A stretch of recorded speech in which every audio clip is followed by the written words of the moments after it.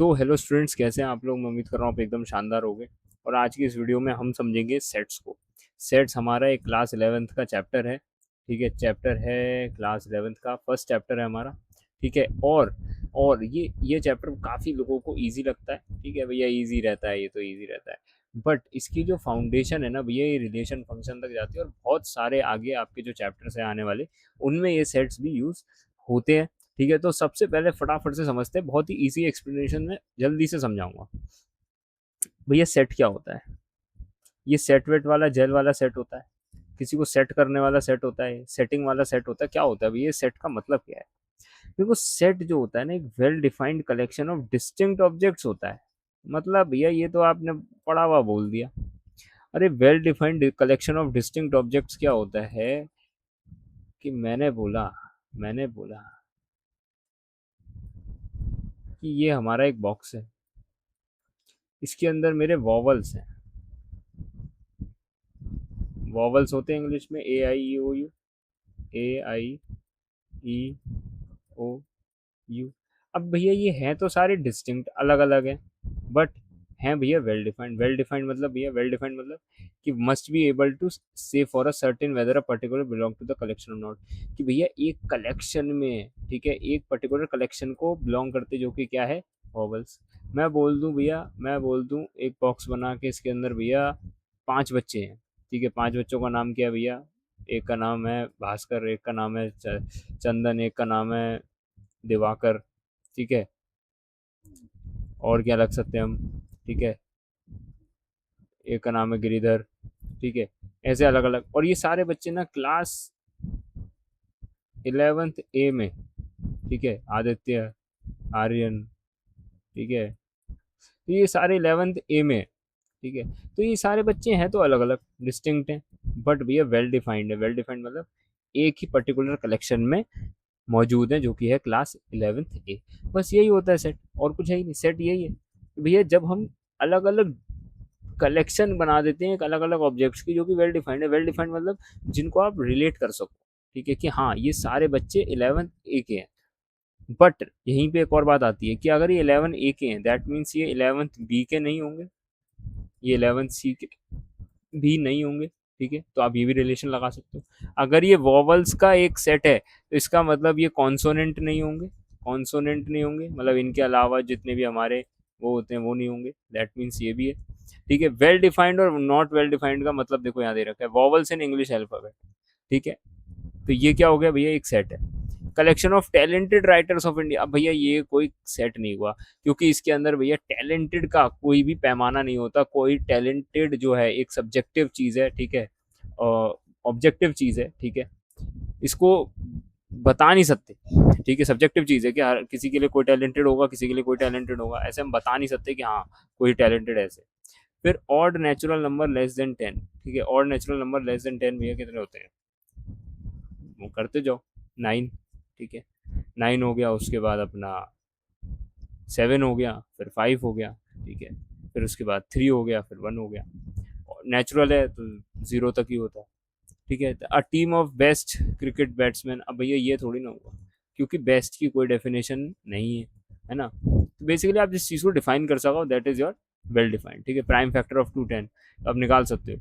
But भैया most renowned mathematicians 5 ऐसे। अब मोस्ट रिनाउंड की क्या डेफिनेशन है, ये पता ही नहीं है हमें। ठीक है, तो इसका हम नहीं निकाल सकते।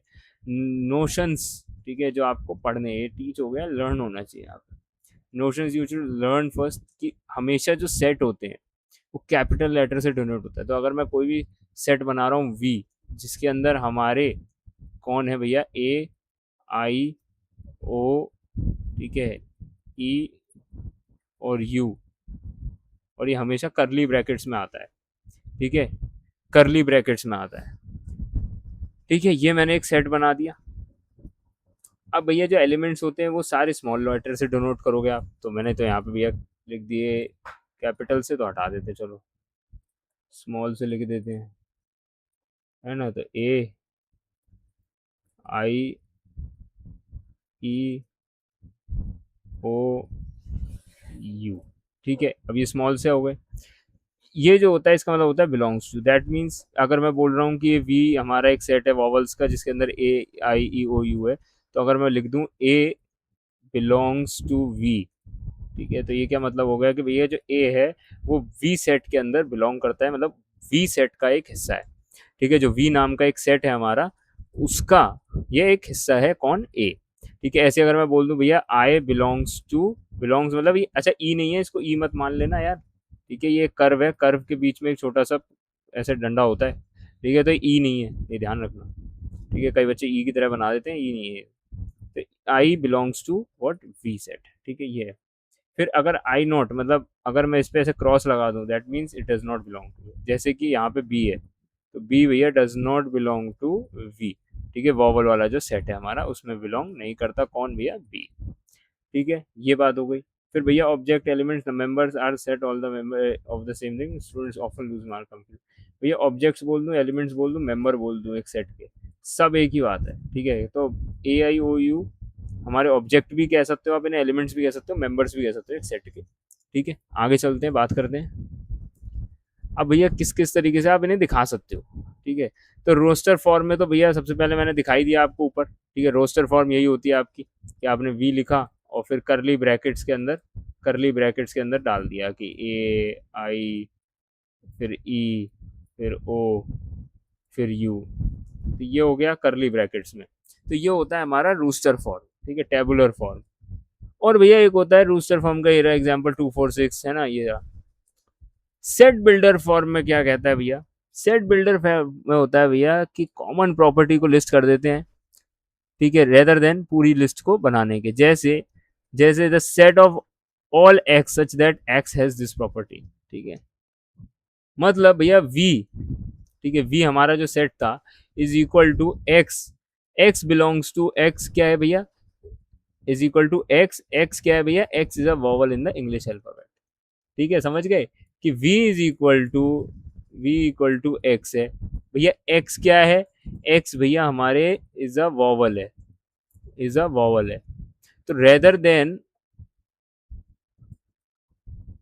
रेदर देन में ए आई ओ यू लिखता, इसने कह दिया भैया v क्या है हमारा, एक x है। ठीक है, उसका एलिमेंट, और x क्या भैया, वॉवल है इंग्लिश अल्फाबेट का।